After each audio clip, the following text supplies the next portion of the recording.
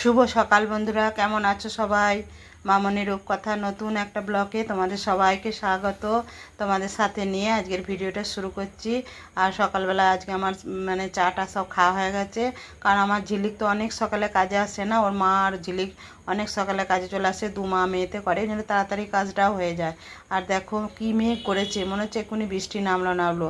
আর আমার jet plan গাছটার কি হাল দেখেছো? আগে দুবার মরে গেল দুটো, আর এবারেরটাও মনে হচ্ছে মরে যাবে এরকম। তারপর আজকে টেবিল ক্লথটা তুলে কাচতে দিয়েছি, দিয়ে এই বেড কভারটা পেরে রেখেছি। এবারে ভাবছি কী বলো তো, সুতির বেড কভারই টেবিল ক্লথ কিনবো, তাহলে মাঝে মাঝে 2-3 দিন অন্তর অন্তর কাচতে দেওয়া হবে।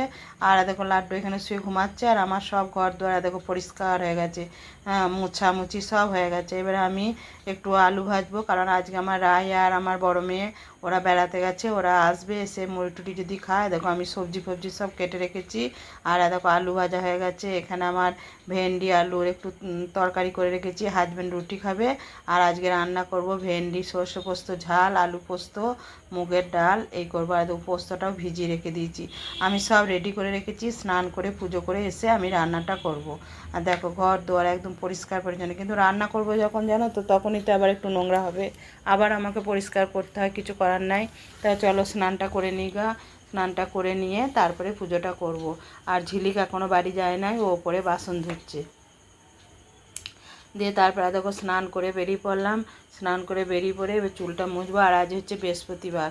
বৃহস্পতিবারে তো আমি প্রতিদিনই আমি স্নান করে পুজো করি, কিন্তু বৃহস্পতিবারে পুজোটা করতে তো আমার একটু দেরি হয়।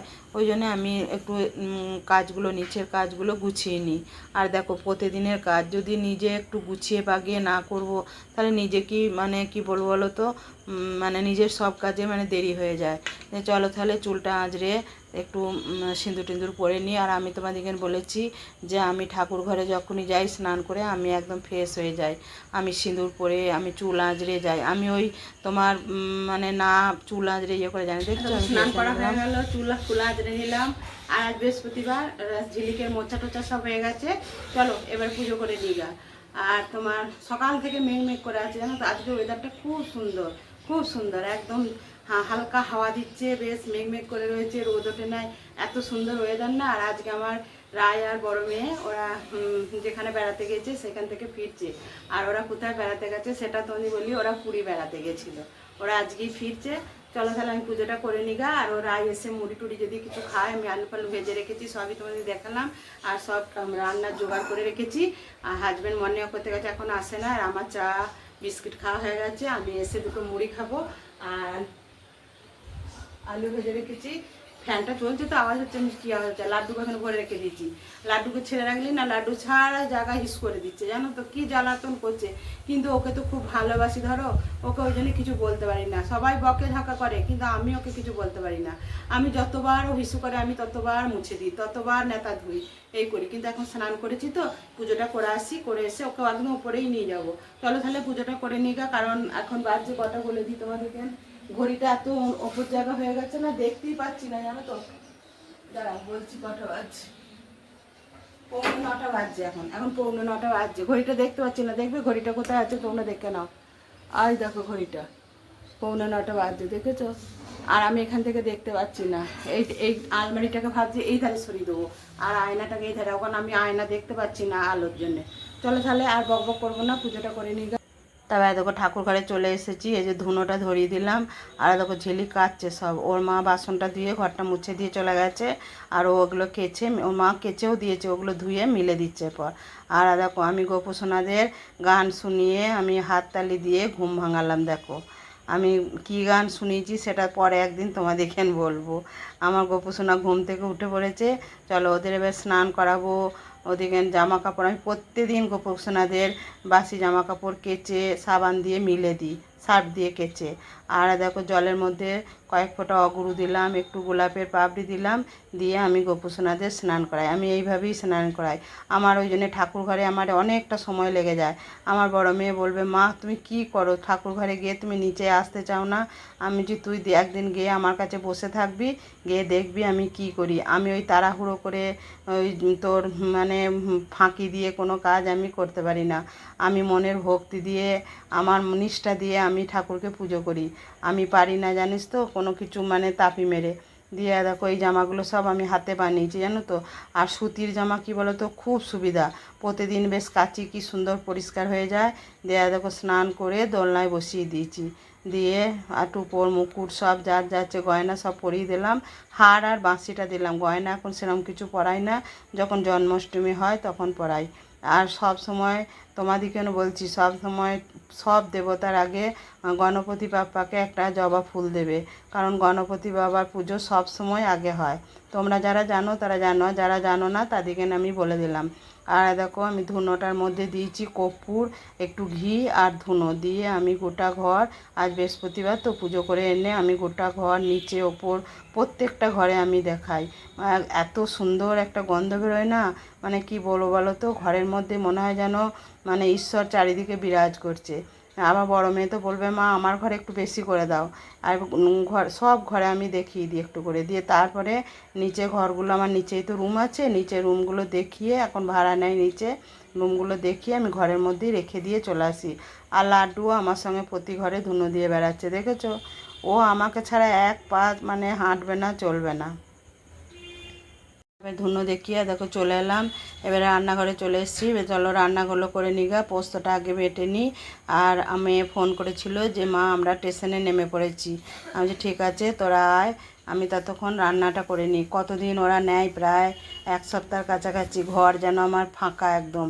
আর আমার রায়টা না থাকলে আমার ভীষণ মন খারাপ করে জানো তো ঘরে, আমি ওকে ছাড়া একদম থাকতে পারি না।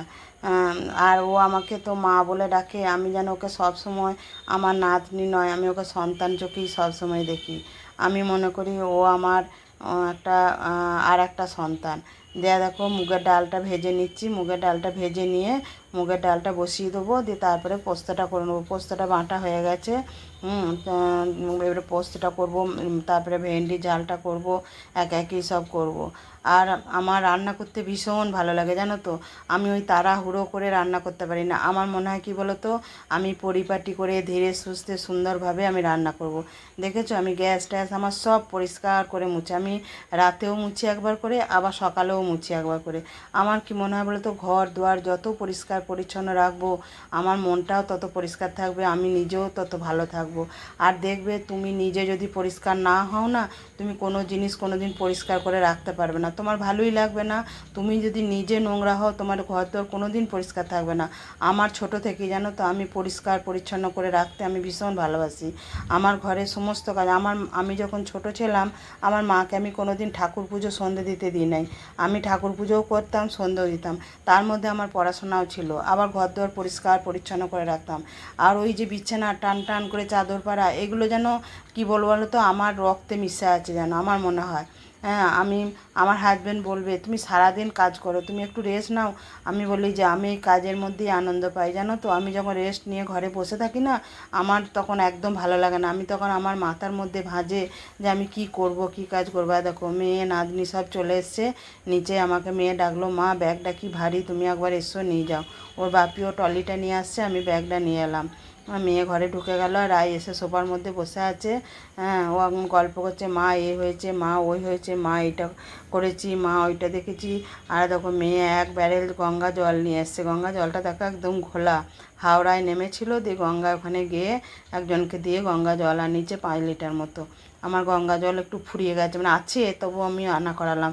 আসলে কী হলো তো, রোজকার তো গোপুসোনাদের স্নান করাই গঙ্গা জল দিয়ে, ওই জন্যে আমার গঙ্গা জলটা খুব লাগে। তারপরে দেখো রান্না বান্না করে দেখো বিছানার চাদরগুলো সব চেঞ্জ করতে এসেছি, কারণ কালকে আবার ছোটো মেয়ে আসবে, আমার গুনু আসবে, ছোটো জামাই আসবে, দিয়ে আমি প্রত্যেকটা ঘরের চাদর বালিশ ওয়ার সব চেঞ্জ করে নিলাম। আর দেখো গুনুর বালিশগুলো সব ঠিক করে রেখে দিলাম, ওর ছোটো ছোটো বালিশগুলো।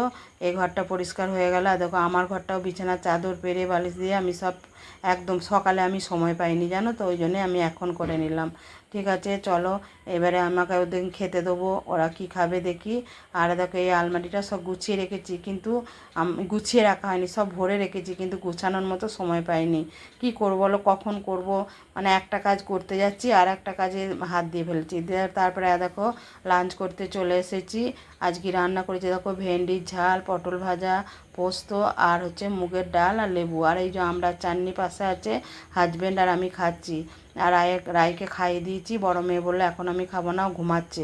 বললো মা ট্রেনে আমার ভালো ঘুম হয়নি, আমি একটু ঘুমাই। আমি ঠিক আছে তাহলে তুই ঘুমা, আমি তাহলে খেতে যাচ্ছি, কারণ অনেকটা বেলা হয়েছে, ধরো খাবারটা যদি না খাই আবার অম্বল করে যাবে।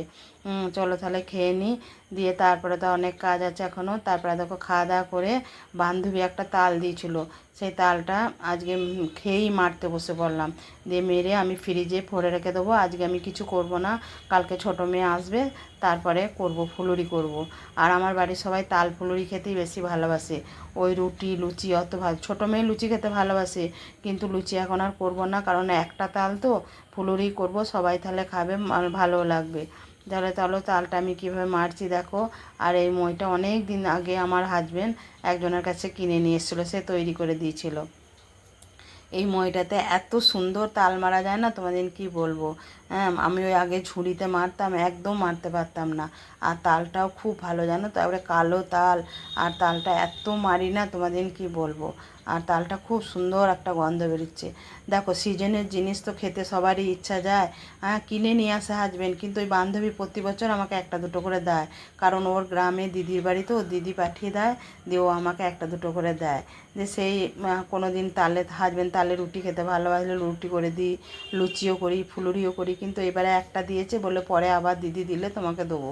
আমি ঠিক আছে এখন একটাই দাও না, আমি করব, ভালোই হয়েছে তুমি দিয়েছো, ছোটো মেয়ে আসবে, ও একটু খেতে পাবে, ওকে বললাম। আর ও আমার মেয়েদিকে প্রচণ্ড ভালোবাসে জানো তো, আমার দুই মেয়েকে খুব ভালোবাসে। আসলে ছোটোবেলায় ওর ছেলে আর আমার বড় মেয়ে আর ওর ছেলে একসাথে খেলা করতো জানো তো, আমার বাড়িতে এসে বসে ছোটোবেলা খুব ভাবছিল। তাহলে আজ ভিডিওটা এই পর্যন্তই, দেখাবে নেক্সট একটা ব্লগে।